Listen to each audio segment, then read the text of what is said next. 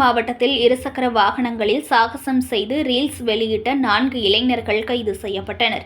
கன்னியாகுமரி மாவட்டத்தில் சமீப காலமாக இளைஞர்கள் சமூக வலைதளங்களில் கொண்ட மோகம் காரணமாக இன்ஸ்டாகிராம் மற்றும் முகநூலில் தங்களது சாதனைகள் குறித்தும் பல்வேறு பொழுதுபோக்குகள் குறித்தும் வீடியோ வெளியிட்டு வருகின்றனர்.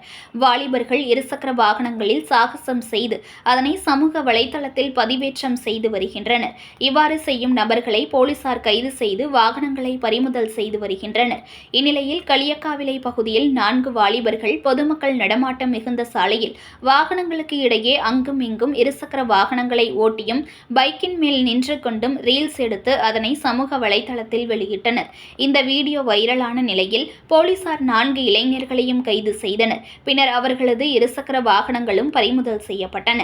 இதனைத் தொடர்ந்து வழக்கு பதிவு செய்த நிலையில் அவர்களை ஜாமீனில் போலீசார் விடுவித்தனர். சமூக வலைதளங்களில் பொதுமக்களுக்கு இடையூறு ஏற்படுத்தும் விதமாக செயல்படுபவர்கள் மீது கடுமையான நடவடிக்கை எடுக்கப்படும் என்று மாவட்ட காவல் கண்காணிப்பாளர் ஸ்டாலின் எச்சரிக்கை விடுத்துள்ளார். செய்திகளை உடனுக்குடன் தெரிந்து கொள்ள லைக் பண்ணுங்க, ஷேர் பண்ணுங்க, சப்ஸ்கிரைப் பண்ணுங்க, மறக்காம கமெண்ட் பண்ணுங்க.